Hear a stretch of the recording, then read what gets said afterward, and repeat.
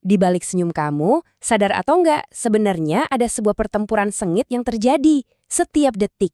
Yuk, kita bedah medan perang rahasia ini. Pernah kepikiran nggak sih, waktu kamu lagi santai, nonton film, atau bahkan pas lagi tidur, sebenarnya ada sebuah perang gede-gedean yang lagi berlangsung di tempat yang paling nggak kita duga, tepat di dalam mulut kamu sendiri.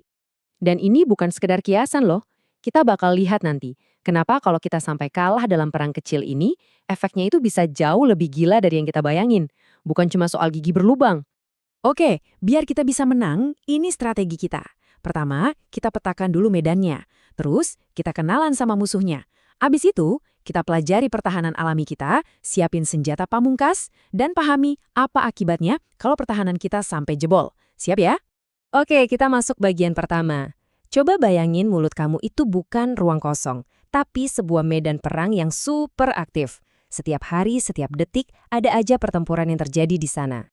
Dan prajurit utama dari pihak musuh itu adalah sesuatu yang kita kenal sebagai plak.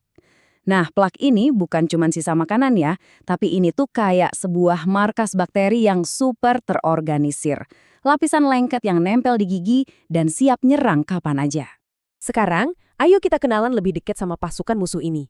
Karena yang jarang orang sadari, mereka ini punya sekutu kuat yang justru sering banget kita kasih pasokan. Namanya gula.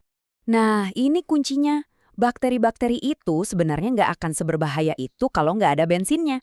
Dan bensin favorit mereka yang bikin mereka jadi super kuat ya gula dan sisa makanan lengket yang kita makan. Nah, disinilah proses penyerangannya mulai menarik. Begitu kita makan yang manis-manis, bakteri di plak itu langsung wush, pesta pora. Hasil dari pesta mereka itu adalah produk buangan berupa asam. Dan ini bukan asam biasa, ini asam yang cukup kuat buat mulai ngerusak lapisan terluar gigi kita yang super keras itu. Bayangin aja deh, kayak hujan asam mini yang nonstop mengguyur sebuah benteng. Makanya, bener banget kata alo dokter, proses pengikisan inilah yang kita sebut gigi berlubang. Jadi, lubang di gigi itu nggak muncul tiba-tiba, tapi itu hasil dari serangan asam yang berulang-ulang, sampai akhirnya pertahanan gigi kita jebol juga. Tapi tunggu dulu, tubuh kita juga nggak tinggal diam kok.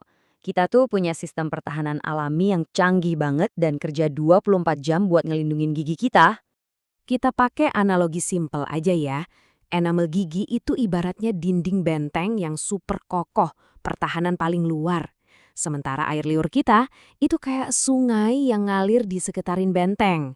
Tugasnya ngebersihin sisa-sisa amunisi musuh dan menetralisir asamnya sebelum sempat ngerusak dinding benteng. Keren kan? Selain pertahanan dari dalam, kita juga bisa manggil pasukan bantuan dari luar loh. Makanan kayak apel sama wortel yang renyah itu, pas kita kunyah, efeknya kayak sikat gigi alami. Terus susu dan keju, itu buat memperkuat tembok benteng kita. Dan patinya, air putih yang tugasnya membilas bersih semua musuh. Pertahanan alami itu penting banget, tapi itu aja nggak cukup. Kalau mau benar-benar menang, kita butuh senjata pamungkas. Nah, disinilah peran aktif kita dimulai. Senjata utama kita, yang paling dasar tapi juga paling kuat, ya sikat gigi. Tapi ini bukan soal nyikat sekuat tenaga ya. Ini soal strategi. Kita harus tahu cara pakainya biar bisa membersihkan setiap sudut dan celah di medan perang ini. Dan ini rencana pertempurannya. Bukan asal maju mundur, kuncinya tuh di sudut 45 derajat ini. Tujuannya buat membersihkan perbatasan antara gigi dan gusi. Itu tempat plak paling suka ngumpul. Gerakannya memutar, pelan-pelan aja, dan pastiin semua permukaan kena, minimal 2 menit. Sikat gigi itu ibaratnya pasukan infanteri, jago banget di area terbuka. Tapi ada tempat yang nggak bisa mereka jangkau, lorong-lorong sempit di antara gigi. Nah, disinilah kita butuh pasukan khusus, yaitu benang gigi atau flossing. Dan ini nih, kesalahan paling umum. Banyak orang cuma gerakin benangnya naik turun. Padahal rahasia utamanya itu adalah membentuk huruf begini dengan benangnya seolah-olah kamu lagi memeluk setiap sisi gigi. Cuma dengan cara ini, plak yang ngumpet bisa benar-benar diusir. Terus, apa yang terjadi kalau kita lengah? Kalau pertahanan kita akhirnya jebol? Nah, disinilah perang kecil di mulut kita berubah jadi krisis buat seluruh tubuh.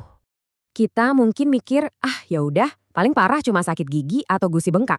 Itu memang awalnya. Tapi yang jarang disadari, kekalahan di mulut ini bisa menyebar kemana-mana. Dan ini bagian paling ekstrimnya. Menurut Kementerian Kesehatan, infeksi dari mulut itu bisa kabur lewat aliran darah dan memicu masalah di tempat yang nggak pernah kita sangka. Bayangin, bakteri dari gusi yang meradang bisa ikut menyebabkan penyakit jantung. Inilah plot twist-nya. Perang di mulut kamu itu ternyata bukan cuma soal gigi, tapi soal kesehatan seluruh tubuh kamu. Oke. Setelah tahu risikonya sebesar itu, gimana caranya kita memastikan kemenangan dan menciptakan kedamaian jangka panjang di mulut kita? Jawabannya ada di angka ini, 6.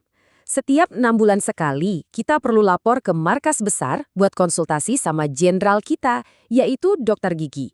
Mereka bisa lihat hal-hal yang nggak bisa kita lihat dan membersihkan karang gigi yang nggak bisa hilang cuma dengan sikat gigi biasa. Jadi, ini dia rangkuman rencana kemenangan kita. Simple banget, tapi dampaknya luar biasa. Sikat dan floss setiap hari, potong jalur suplai bensin musuh, perbanyak pasukan bantuan kayak air putih, dan konsultasi rutin sama jenderal. Perdamaian abadi di mulut kamu itu sepenuhnya ada di tangan kamu.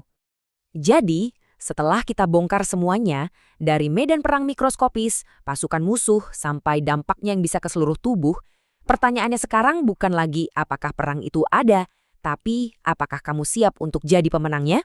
Dimulai dari hari ini.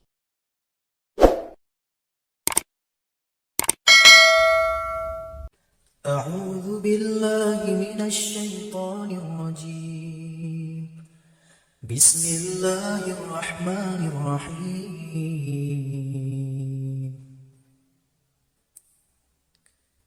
ربي هب لي من لدنك ذرية طيبة إنك سميع الدعاء رب اجعلني مقيم الصلاة ومن ذرية ربنا وتقبل دعاء ربنا هب لنا من أزواجنا وذريتنا قرة أعين واجعلنا للمتقين إماما اللهم اجعل أولادنا أولادا صالحين حافظين للقرآن وسنة فقهاء في الدين مباركا حياتهم في الدنيا والآخرة